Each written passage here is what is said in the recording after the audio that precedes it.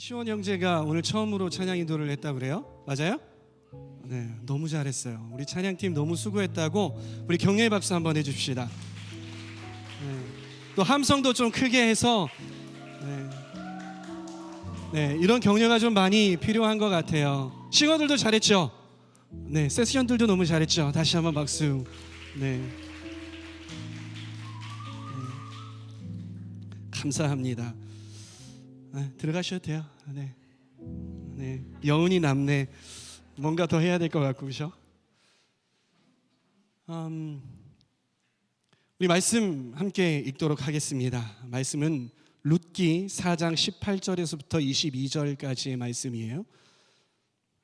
룻기 4장 18절에서부터 22절까지의 말씀.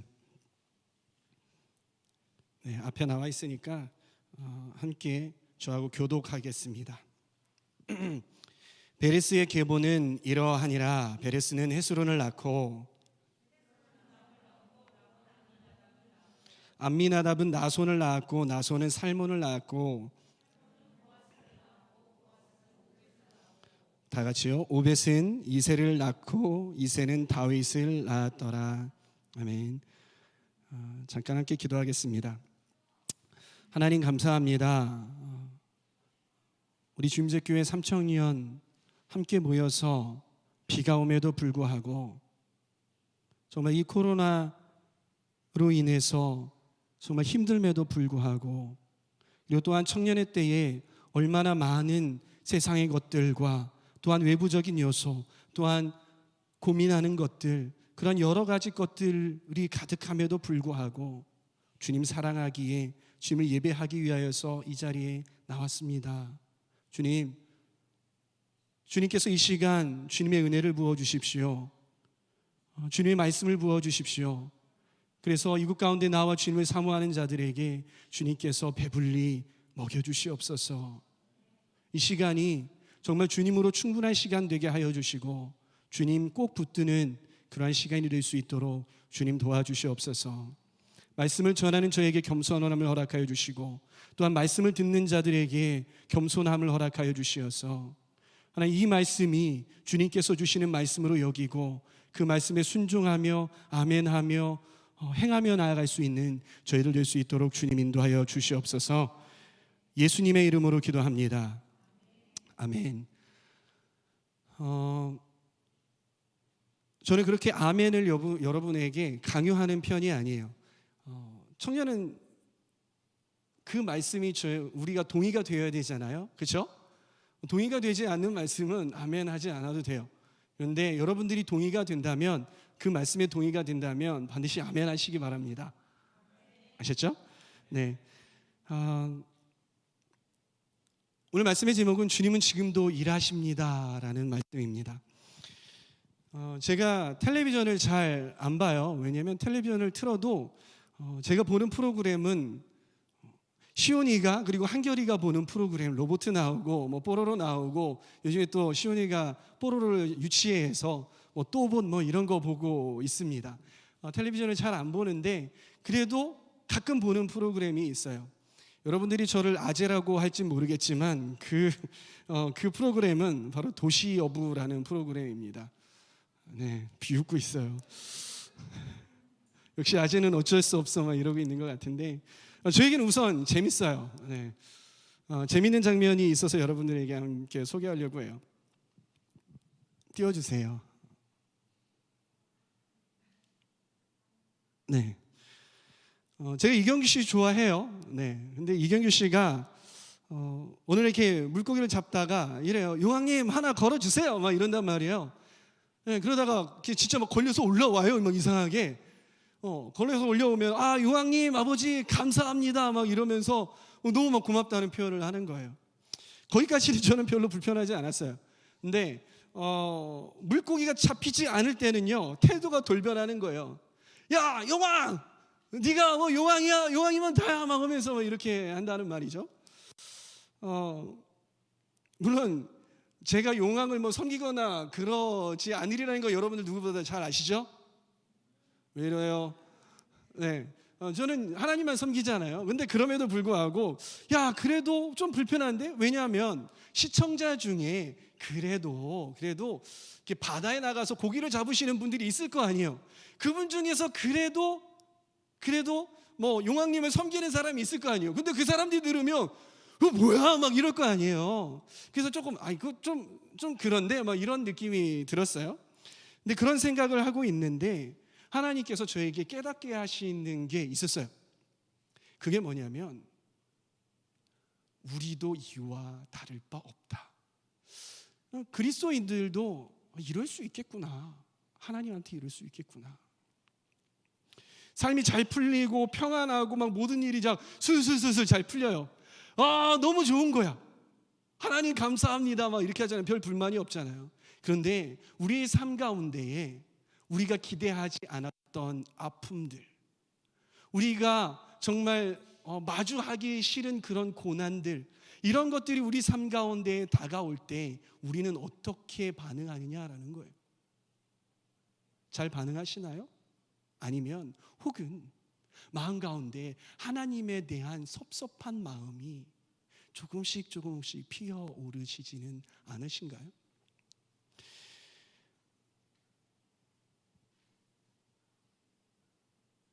우리뿐만이 아니라 우리가 성경을 보잖아요. 성경을 보면 이스라엘 백성들도 하나님께 대해서 섭섭할 때가 있었어요. 아니 솔직히 말하면 섭섭한 마음을 가지고 하나님을 향하여서 막 이렇게 뭐라고 하고 막 아무튼 그런 때가 많았어요. 우리가 읽었던 룻기의 배경은요 사사 시대 때예요. 사사 시대는 이스라엘 역사 가운데에서 암흑기로 불려요. 그만큼 어두운 시기고 고통스러운 시기가 이 사사 시대 때거든요. 왜 암흑기라고 불리냐면요, 이러한 사사 시대의 시대적인 배경이 있어요. 이 이스라엘 백성들이요 이방인들과 결혼하는 거예요. 이방인들과 결혼하면 어떤 일이 일어나냐면 이방 풍습이 이 이스라엘 백성들의 가정 가운데에 들어오는 거예요. 그리고 또 우상들을 갖고 들어온단 말이에요. 그러면 예를 들어서 아내가 이방 사람이에요. 이방 사람이 이방의 풍습을 갖고 들어오고 이방의 신들을 갖고 들어오는 거예요. 그러면 막 섬기는 거죠. 그러다 보니까 그 가정이 어떻게 돼요? 가정이 이방 풍습을 좀 따르게 되고 또 이방의 우상들을 섬기게 되는 거예요. 그럴 때에 제대로 된 지도자가 있어서 야, 안 돼, 끊어내야 돼. 너네 끊어줘, 안 돼. 이렇게 막았더라면 참 좋았을 텐데 이 이스라엘 가운데에 제대로 된 지도자들이 별로 없었어요. 그러다 보니까 이러한 이방의 풍습과 이방의 우상들이 들어올 때 단호하게 끊어내지 못했던 거예요. 그러면 어떠한 일이 벌어지냐면요, 여지없이 다른 나라의 공격을 받고 말아요. 그래서 이 사사 시대 때는요 340년 가량 되거든요.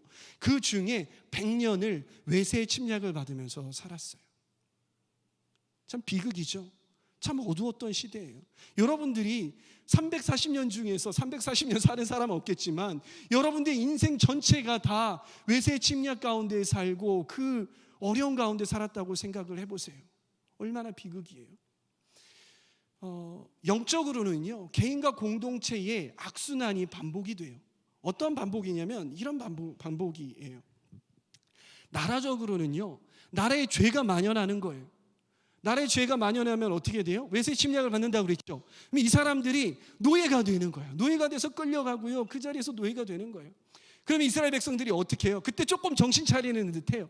하나님 도와주세요. 우리나라를 불쌍히 여겨주시옵소서. 하나님께서는 살아계시는 하나님입니다. 이러면서 간구한단 말이에요. 그럼 어떻게 돼요? 하나님께서는 긍휼이 많으시고 사랑이 많으신 하나님이시기 때문에 이스라엘 백성들을 구원을 해주세요. 그럼 구원해 주시면 은혜 가운데 살고 하나님을 저버리지 말아야 되는데 하나님의 그 은혜를 망각하는 거예요. 그럼 또 죄악 가운데 빠지고 이 사이클이 계속 반복이 된단 말이에요. 개인은 어떠냐면요, 개인이 신앙이 좋으면 좋은데 약하잖아요. 그러니까 시험을 당하는 거예요. 시험을 당하면 어떻게 돼요? 고통스럽죠. 고통스러우니까 어떻게 해요? 간구하는 거예요. 하나님 저를 도와주세요. 하나님 저를 도와주세요. 저를 구원시켜 주세요. 그럼 하나님 어떠신 분이에요? 좋으신 하나님이에요. 도와주세요. 그런데 그런데 이스라엘 백성들이 어땠을까요? 정신 차리고 계속 신앙생활 잘했을까요? 우리들처럼 또 영적으로 나태해진다는 거죠. 나태해지니까 또 시험에 빠지는 거예요. 또 고통이. 이런 사이클이 계속 반복됐던 게 바로 사사시대 때예요. 이게 계속되면은요, 이스라엘 백성들이 메말라가요. 여러분, 신앙이 상승곡선을 탈 때가 있고 하향곡선을 탈 때가 있잖아요. 상승곡선을 탈 때에는 계속 상승곡선을 타니까 신앙이 계속 성장하면서 신앙생활 할 맛이 나잖아요. 그런데 하향곡선, 이런 악순환이 계속 반복이 되면 어때요? 계속 메말라 간단 말이에요. 기도해도 하나님께서 응답하시지 않는 것 같아요. 받았던 은혜를 점점 잊어버리는 거예요. 기도해도 들어주시지도 않으시는 것 같고. 이때 이스라엘 백성들은 어떤 생각을 했을까요, 여러분?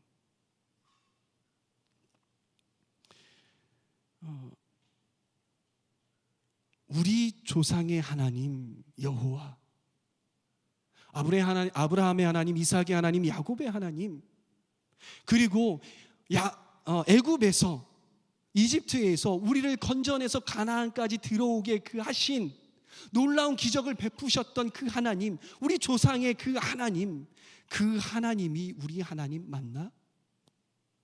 그 하나님은 우리를 위해서 일하고 계시는 그 하나님 맞나? 하나님은 정말 전능하시고 살아계신 하나님 맞나? 이런 의심이 드는 거예요. 하나님과 단절된 느낌이 들기 시작하는 거예요. 이런 상태가 340년 동안 계속 지속이 됐다는 거예요. 하나님과 단절되었기 때문에 사사시대는 암흑시대라고 불립니다. 여러분, 코로나는 참 무서운 병이에요. 왜 무서운 병인 줄 아세요? 코로나는요, 코로나에 걸려서 죽는 그 사망률이 높아서 무서운 병이 아니라 전염력이 너무나도 강해서 무서운 병이에요. 한 코로나에 걸린 사람이 이런 이야기를 했어요. 코로나는 참 무서운 병입니다. 왜냐하면 나와 가장 가까운 사람을, 가장 가까운 가족들을 병들게 하고 위협하는 그러한 병이기 때문에 너무나도 무서운 병입니다. 이런 이야기를 했다고 해요. 코로나는요, 두 가지 영역을 단절을 시켜요.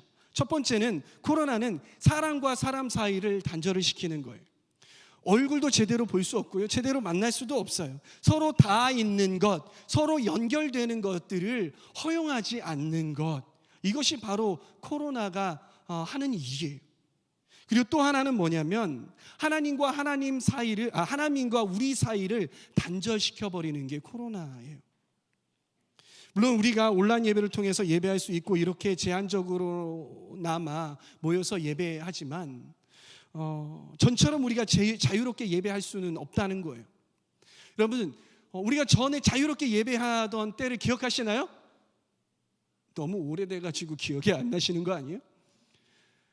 여러분, 그때 자유롭게 예배했을 때 여러분들 신앙생활이 맨날 막 승승장구하고 하나님이 막 내 하나님이고 하나님과 얼굴과 얼굴을 맞대고 항상 이렇게 지냈어요? 그러지 못했던 거예요. 이렇게 자유로웠던 때도 신앙생활하기가 어려웠는데 코로나가 오니까 하나님 믿는 신앙이 더 어려워지는 거예요. 여러분, 하나님께서 공동체를 왜 만드셨을까요? 하나님께서 공동체를 만드신 목적이 여러 가지가 있지만 그 중에 한 가지 목적은 뭐냐면, 하나님 믿는 신앙을 서로가 서로를 도와가면서 잘할 수 있게 하는 것이에요. 옛날에 목사님이나 옛날에 신앙의 선배들이 이렇게 얘기해요. 모이는 걸 보고 장작이 혼자서 불타면 금방 꺼지지만 이 장작이 모여 있으면 활활 탄다, 끝까지 탄다, 이런 이야기를 들어보셨잖아요. 그만큼 모이는 것, 이 공동체의 중요성이 공동체로 모이는 것이 중요하다라는 거예요. 그게 어렵게 됐어요, 코로나 때문에. 관심이 필요한 많은 사람들은요, 더 소외되게 되는 게 이런 코로나 시대인 거예요. 신앙이 약한 사람들은요, 이때다 싶어서 교회를 슬슬 안 나와요. 온라인으로 드리지만 이제 누워서 예배를 드리기 시작하고 이것저것 하면서 예배를 드리기 시작하다가 예배를 안 드리기 시작하는 거예요. 그런 사람들은요, 근본적인 질문들을 하게 돼 있어요. 또 우리들은 또 근본적인 질문을 하게 되잖아요. 하나님께서 살아 계신데 왜 코로나 안 끝나지? 하나님이 정말 살아계시다면 우리가 예배하고 우리가 부르짖으면 코로나 짜잔 하고 끝나고 그냥 휙 없어져야 되잖아요. 근데 왜 여전히 코로나가 기승이지? 왜 교회 다니는 사람들이 코로나에 걸리지? 왜 교회에 코로나가 들어와서 교회를 쑥대밭으로 만들어 놓지? 하나님이 살아계시면 교회는 코로나가 들어오면 안 되잖아요. 그러면 그걸 보고 세상 사람들이 교회를 보고 교회 다니니까 코로나 안 걸리네? 교회 나가야겠다. 이렇게 해야 하나님께서 살아계신 거잖아요. 그런데 어때요? 코로나가 교회를 중심으로 퍼지고 있습니다. 이런 뉴스가 계속 나오는 거예요. 하나님은 살아계신 분 맞나? 이런 질문을 하게 된단 말이에요.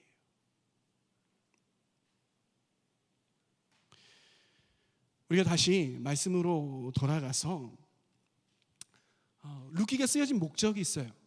룻기에 주제가 있단 말이에요. 그게 무엇이냐면 나는 그때에도 그 사사시대 때 암흑 때에도 너희를 위해서 일하고 있었어 라는 게 이 룻기의 중심 주제예요. 이스라엘 백성들이 암흑기를 지나고 있었을 때에도 하나님은 이스라엘 백성들과 함께하고 계셨고 이스라엘 백성들을 위해서 일하고 계셨다라는 것이 이 룻기의 중심 주제예요. 근데 여러분 좀 이상하지 않아요? 제가 여러분들에게 룻기서를 읽어오라고 숙제를 드렸죠? 읽어오셨으리라고 믿습니다. 그리고 여러분들에게 동영상 링크를 하나 드렸잖아요. 다 보셨으리라고 믿어요. 그거를 여러분들이 보셨고 룻기를 읽어봤으면 제가 무슨 말 하는지 잘 알 수 있을 거예요. 이상한 점이 뭐냐면요, 룻기를 보면은 하나님께서 나타나셔서 내가 너희를 위해서 일하고 있어라는 내용이 나와요, 안 나와요? 안 나와요. 그리고요, 룻기는요 앞뒤로 족보가 있단 말이에요. 그리고 그 가운데에 무슨 내용이 있냐면은요, 나오미 이야기. 나오미의 남편이 죽고 아들이 다 죽고 그러다가 이제 룻이 나오미를 쫓아가지고 가잖아요. 네, 들어와서 이제 룻이 어때요? 보아스라는 사람하고 썸을 타기 시작하네? 그리고 썸을 타더니 결혼을 해요. 그래서 족보로 끝나요. 이게 룻기의 전부인 거예요. 어딜 봐서 하나님께서 그때에도 내가 너희를 위해서 일하고 있어 이런 내용이 나와 있냐는 거예요. 없어요, 그런 내용이. 그런데 왜 하나님께서 우리가 룻기를 보면서 하나님이 일하신다라는 그러한 것들을 알 수 있을까요? 바로 이것 때문이에요. 룻기서의 특징을 보면은요, 하나님에 대한 언급이 없어요. 그런데 그 안에서 이상하게, 그렇죠? 이상하게 그 안에서 하나님의 일하심을 느낄 수 있어요.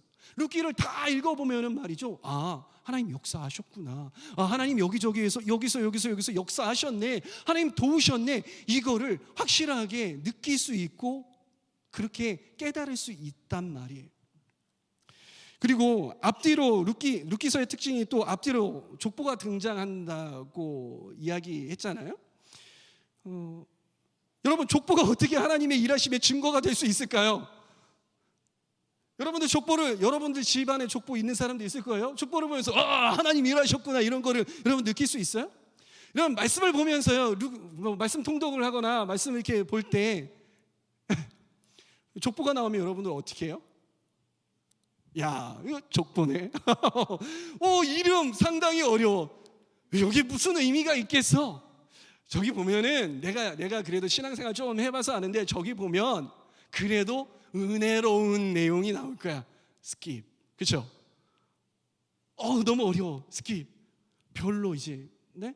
별로 뭐 의미가 없어. 이렇게 넘길 거란 말이에요.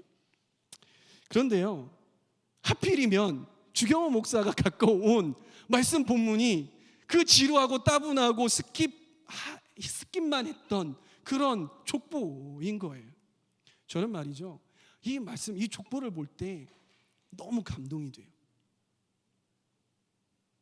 어제도 이 말씀을 다시 한번 묵상하면서 설교를 준비하고 있었는데 제 눈에서 막 눈물이 막 이렇게 가득 차더라고요.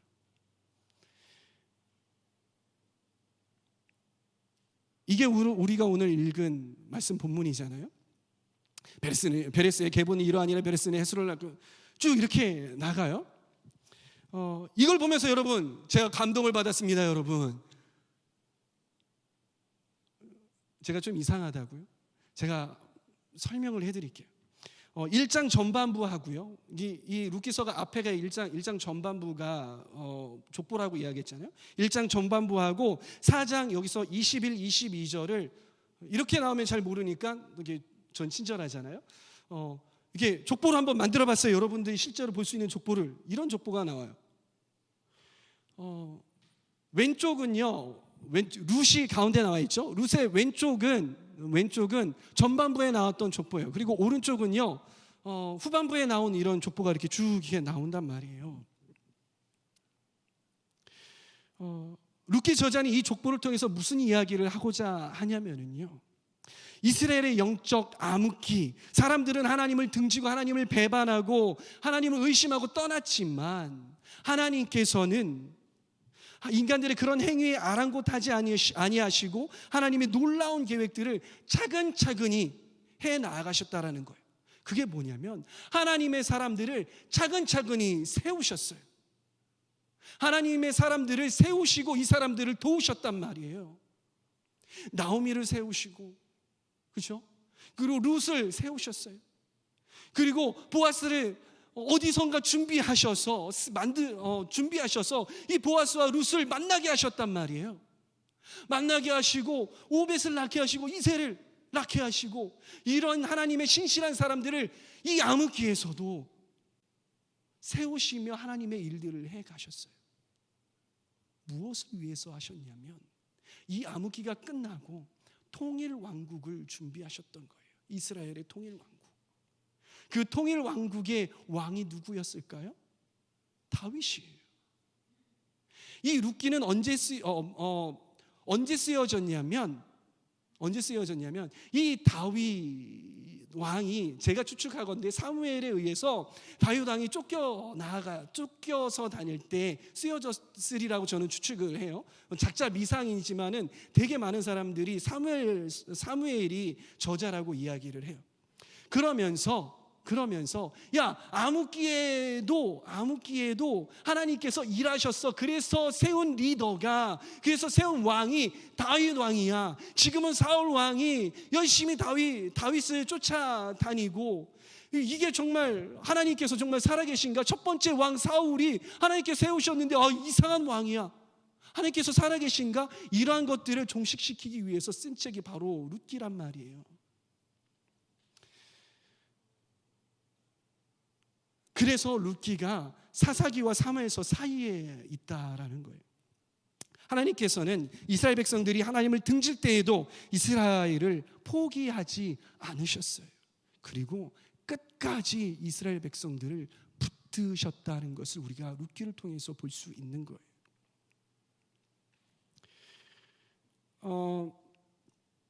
여기 봅시다. 답을 먼저 보여줬어요. 보아스의 어머니가 누구였을까요? 보아스의 어머니가 누구였을까요?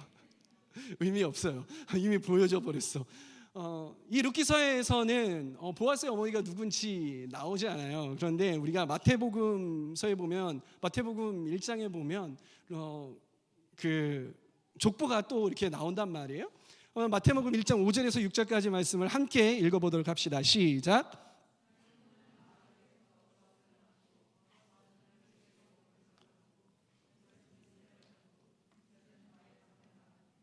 그렇죠, 여러분. 룻기서에서 봤던 그 족보하고 이 족보하고 완전히 일치하잖아요. 근데 딱 한 사람만 여기에 나와 있어요. 그게 누구예요? 라합. 여러분, 라합이 누구예요? 라합이 누구예요? 보아스의 어머니. 아니, 보아스의 어머니인 건 제가 아는데 라합이 누구냔 말이에요. 우리가 저번 주에 어떤 말씀을 봤어요? 감사합니다. 여호수아 말씀을 봤어요. 여호수아가 가나안 땅을 쳐들어가는데 제일 먼저 공략했던 성이 어디였어요? 맞아요. 여리고성이에요. 여리고성이. 근데 이 이스라엘 백성들이 여리고성을 들어가기 전에 정탐꾼 2명을 이 여리고성에 파견을 해요. 숨어 들어가게 해요. 근데 이 정탐꾼 두 명이 들어가가지고 숨은 집이 어디 집이냐면 기생 라합의 집이라고 나온단 말이에요. 기생 라합의 집에 들어가서 이 기생 라합이 숨겨졌어요. 이 두 정탐꾼을 숨겨졌어요. 그리고 이 왕의 군대가 와가지고 있을 때에도 어디 있는지 모르겠습니다 하면서 숨겨졌단 말이에요. 그래서 이 여리고성이 다 무너질 때에 이 라합과 이 라합의 가정만 구원을 받았던 거예요. 라합은요, 하나님을 믿었던 사람이에요. 그래서 이 하나님을 믿었던 이 라합이 이렇게 하나님의 놀라운 역사에 동참할 수 있었던 것을 이 족보를 통해서 우리가 알 수 있는 거예요. 참 놀랍지 않나요? 은혜가 되지 않나요? 이 족보 하나만 봐도 감동이 되지 않나요, 여러분? 그런데 여러분, 더 놀라운 건 뭐냐면 이 마태복음 1장의 이 족보가 어디에까지 이르냐면요, 다윗에서 끝나는 게 아니라 쭉 해서 어디까지 이르러요? 예수님에게까지. 여기 이렇게 팔 벌리고 계신 분이 예수님이에요. 너무 귀엽게 나왔지만 예수님이시란 말이에요. 하나님께서는요, 이렇게 이스라엘 백성들을 구원하시기 위해서 끊임없이 일하셨어요. 그리고 온 인류를 구원하시기 위해서, 그리고 저와 여러분들을 구원하시기 위해서 일하셨단 말이에요. 그리고 우리가 기억해야 할 것은 하나님께서는 우리를 위해서 지금도 일하고 계시다라는 겁니다. 아멘이신가요? 사랑하는 주임제 교회 3청년 여러분, 하나님께서는 지금도 쉬지 않고 우리를 위해서 일하고 계십니다. 한 번도 겪어보지 못했던 이런 혼란한 상황 속에서도 하나님은 여러분들을 위해서 지금도 신실하게 일하고 계시고 우리와 함께하고 계신다라는 걸 잊지 마시기 바랍니다. 그런데 우리가 또 알아야 할 게 하나가 있어요. 그것이 무엇이냐면 하나님은 절대 혼자서 일하시는 분이 아니라는 거예요. 하나님께서는요, 믿음의 동역자, 하나님 앞에 신실한 사람들을 세우시고 그 사람들과 함께 일하십니다. 하나님께서는 그러한 사람들과 함께 동역하시기를 원하시는 거예요. 그래서 여기에 이 족보에 보면은요, 이 사람들이 하나님과 신실하게 동역했던 사람들이에요. 여러분들, 하나님과 동역해보고 싶지 않으십니까? 별로 동역하고 싶지 않으세요? 네, 아멘. 전 동역하고 싶어요. 그럼 우리는 어떻게 동역할 수 있을까요? 어떻게 하나님과 동역할 수 있을까요? 그 단서를 제가 말씀 룻기에서 찾아봤어요. 이거예요. 우리 함께 또 읽어봅시다. 그들이 시작.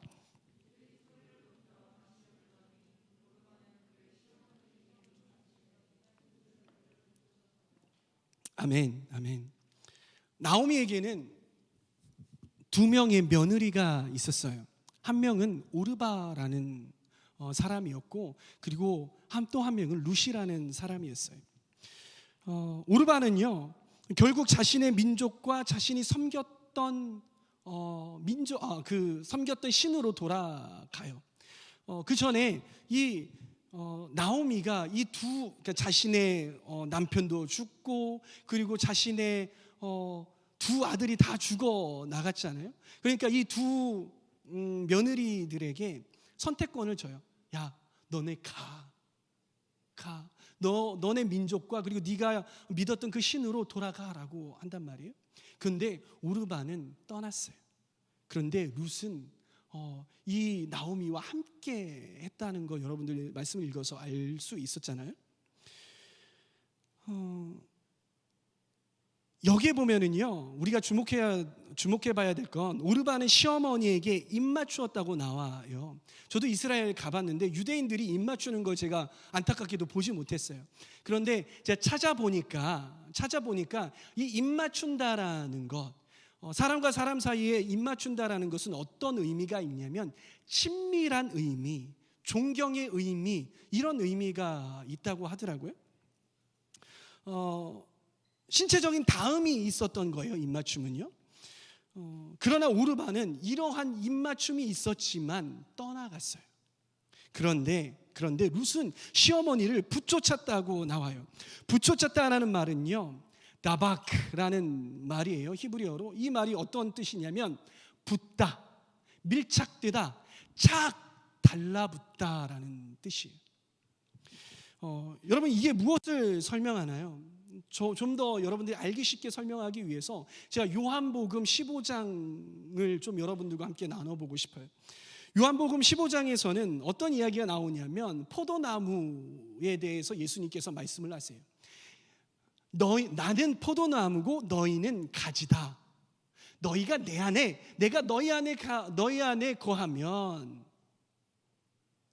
너희는 열매를 많이 맺을 수 있다라고 나와요. 여러분들, 안에 있다라는 게 뭘까요? 예수님 안에 있는 게 무엇일까요? 나무와 가지를 보면은요, 이 안에 있다라는 표현은 무엇이냐면 이게 아니에요.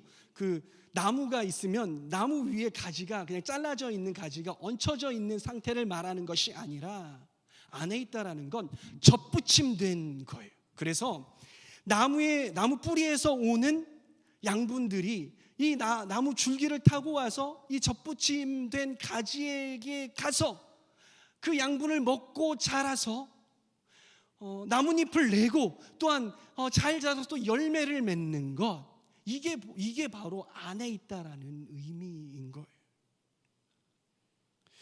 오르바는 존경과 친밀의 표현인 입맞춤을 했지만, 그래서 겉으로 보기에는 굉장히 좋은 관계 같잖아요. 그렇죠? 그렇지만 거기까지였던 거예요.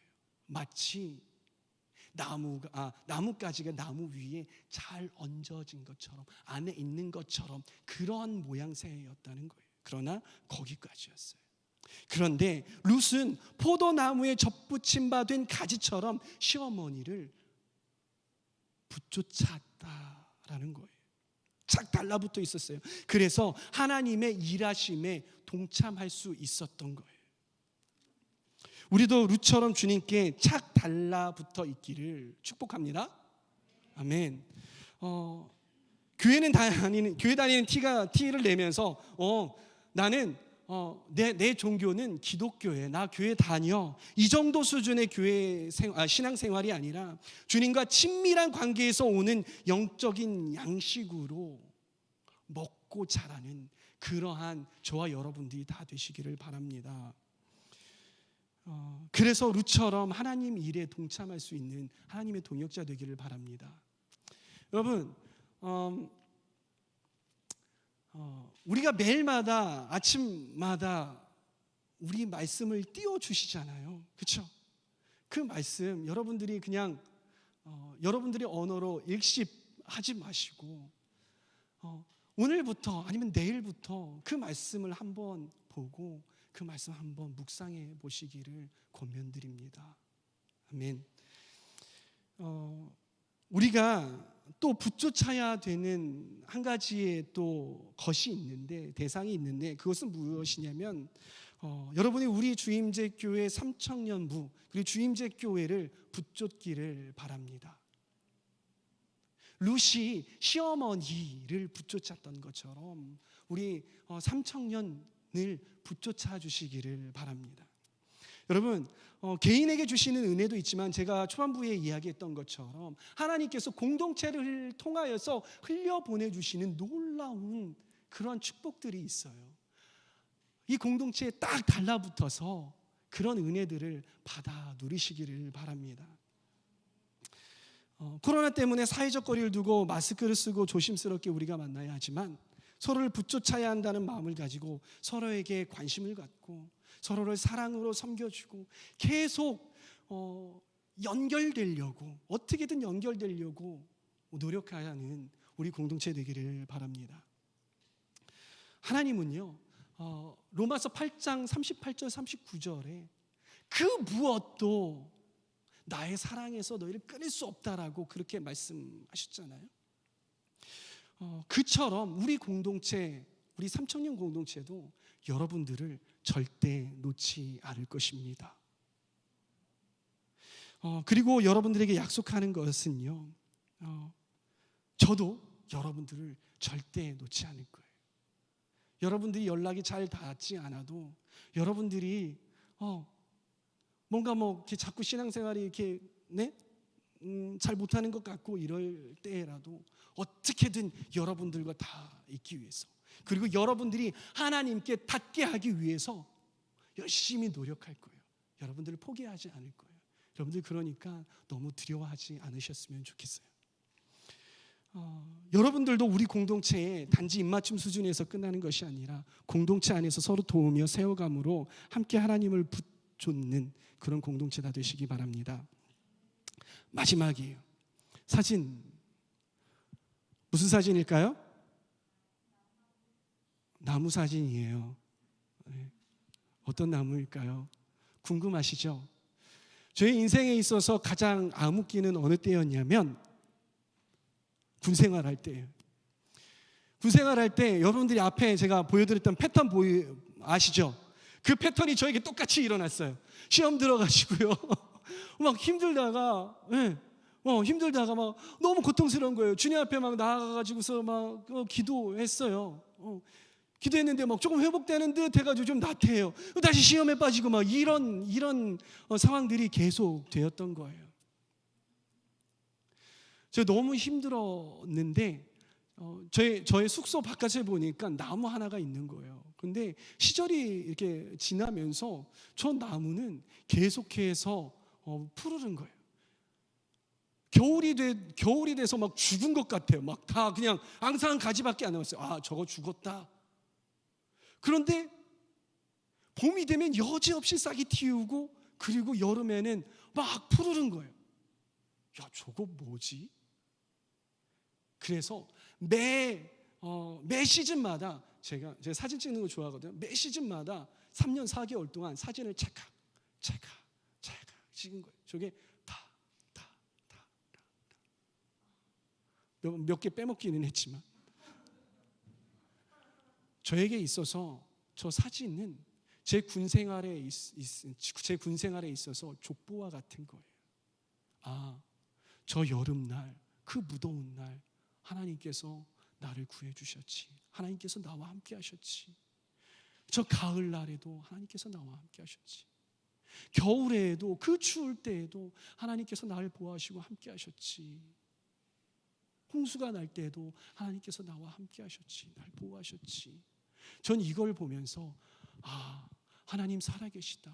하나님 정말 놀라우신 분이고 신실하게 나와 함께 하셨던 분이지라는 그런 고백이 절로 나오게 되는 거예요.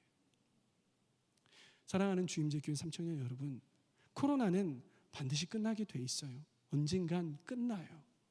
그게 빠른 시일이 됐던 조금 시간이 걸리든 끝나게 돼 있어요. 여러분들이 신실하게 하나님을 붙여주셔서, 그리고 신실하게 이 공동체를 붙여주셔서 이 시기를 하나님과 함께 보낸다면, 나중에 우리가 그 코로나 시즌이 끝나서 우리가 마스크 벗고 자유롭게 예배 드리고 할 때에 하나님께서 나와 함께 하셨지라는 그런 고백의 찬양들을 할 수 있지 않을까. 그렇게 하나님과 우리 공동체를 붙여주시는 저와 여러분들 다 되시기 바랍니다.